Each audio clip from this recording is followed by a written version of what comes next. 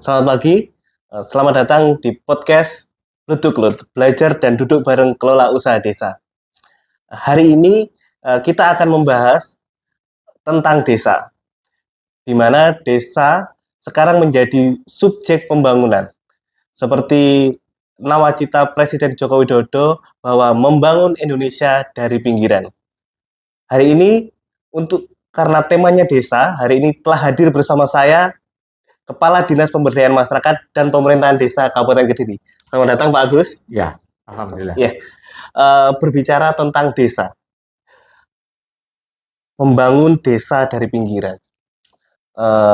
Sebagai Kepala Dinas Pemberdayaan Masyarakat dan Pemerintahan Desa, bagaimana pendapat jenengan terkait paradigma membangun desa dari pinggiran ini, Pak Agus? Ya, jadi terkait dengan paradigma membangun dari pinggiran, membangun dari desa, seperti yang dicanangkan oleh Bapak Presiden kita, menurut saya sangat tepat.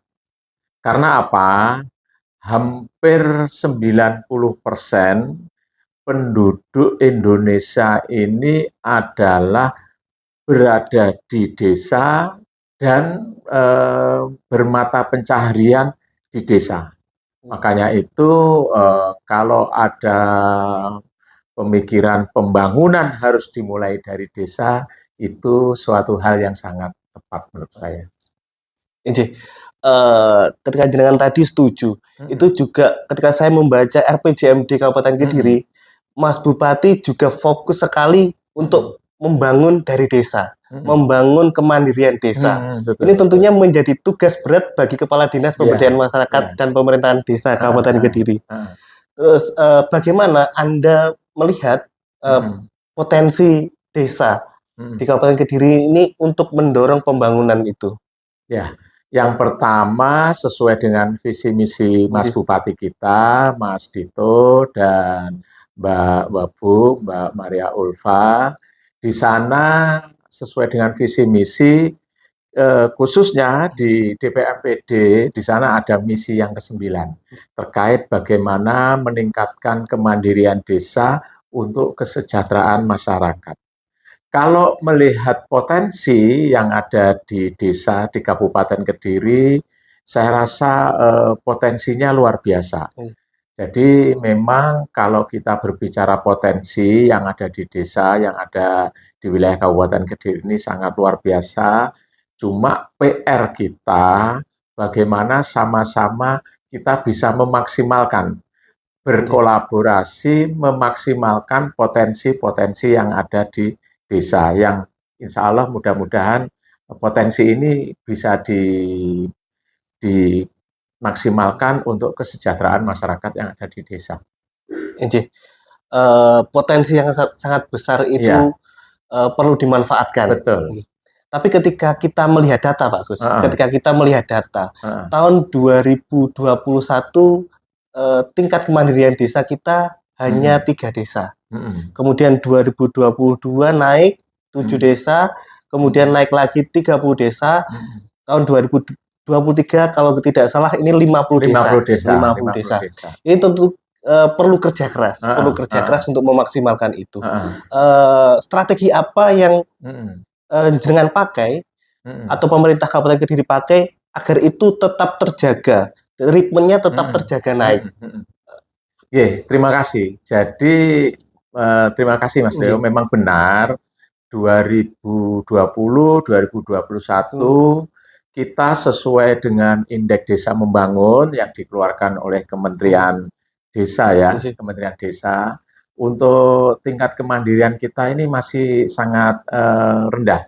Tetapi alhamdulillah seiring dengan waktu, dengan usaha kita bersama, ini tahun 2022 dan 2023 ini ada lompatan yang cukup signifikan, seperti yang disampaikan oleh Mas Leo tadi, sesuai IDM yang dikeluarkan oleh kementerian, kita tahun 2022 itu ada 30 sekian, yang sekarang sudah hampir mencapai 50 sekian lebih. Nah, bagaimana mendorong tingkat kemandirian desa? Ini memang perlu kerja bareng. kerja bareng dari semua stakeholder yang ada di pemerintah kabupaten, juga melibatkan pihak swasta. Bagaimana kita memberi pemahaman kepada teman-teman yang di desa untuk memaksimalkan potensi desanya, yang pada ujungnya adalah dalam rangka untuk kemandirian di tingkat desa. Itu Mas Leo. Ini mungkin saya garis bawahi Pak Agus. Tadi pernyataan jenengan kolaborasi. Iya. Mungkin kolaborasi yang seperti apa yang diperlukan untuk agar kemandirian desa ini dapat tercapai? Iya, betul.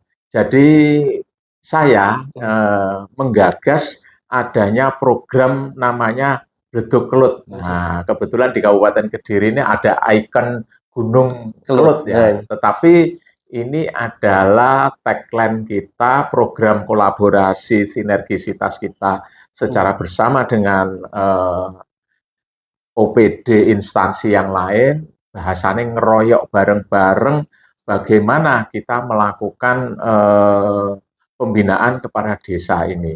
Bledug Kelut sendiri yaitu belajar dan duduk bareng kelola usaha desa.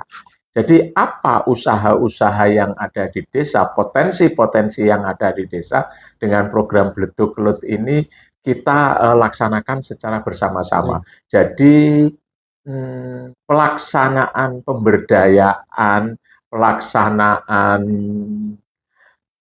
pembangunan untuk meningkatkan potensi ekonomi yang ada di desa menuju kemandirian desa ini tidak dilakukan secara parsial, tidak dilakukan secara sendiri-sendiri, sektoral, tetapi berkolaborasi secara bersama-sama. Ya, dalam hal ini ada DPMPD, ada Dinas Kopusmik, ada Dinas Pariwisata, Pertanian, Perdagangan, dan lain-lain. Itu Mas Leo. Bledug Kelut itu Pak Agus. Ya. Berbicara tentang Bledug Kelut, mungkin banyak yang bertanya, konkretnya itu bentuknya apa? Bentuknya apa dan apa yang sudah dilakukan ini? Betul, terima kasih. Jadi Bledug Kelut ini merupakan suatu wadah ya. Wadah kita secara bersama-sama bagaimana untuk membantu desa. Di sana ada semacam ya sebagai wahana diskusi antar SKPD. Kita rutin kan tiap 3 bulan sekali kita lakukan kegiatan semacam FGD Sarasehan. Kita bicara apa kendala-kendala kita di desa. Yang kedua sebagai wahana untuk mewadahi kolaborasi dengan pihak ketiga. Karena beberapa kesempatan banyak pihak ketiga ini berkoordinasi dengan DPMPD, bagaimana Pak saya bisa membantu kepada teman-teman pelaku usaha yang ada di desa. Baik itu pelaku UMKM yang dilakukan oleh masyarakat, baik itu pelaku usaha yang ada di badan usaha milik desanya. Nah, ini juga sebagai wadah bagaimana kita melakukan kerjasama dengan pihak ketiga. Yang berikutnya, kita juga di program Bledug Kelut ini sebagai wahana untuk bagaimana kita memberi pelatihan, memfasilitasi desa, kebutuhan desa untuk peningkatan potensi yang di desa. Contoh, beberapa hari yang lalu kita melakukan fasilitasi, kolaborasi, sinergisitas dengan kantor DPMTSP, kantor perizinan, dalam rangka bagaimana pengurusan nomor induk berusaha dari teman-teman pelaku usaha di desa, UMKM, BUMDes, dan BUMDesma. Alhamdulillah kemarin ada beberapa pelaku UMKM yang terfasilitasi langsung dipandu oleh teman-teman perizinan, dan 1 hari itu juga bisa keluar surat perizinannya. Begitu Mas Leo, salah satunya.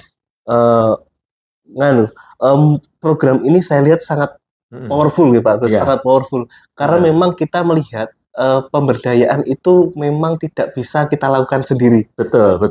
Tidak bisa lakukan sendiri. Melalui program Bledug Kelut ini saya rasa cukup sangat baik, sangat baik.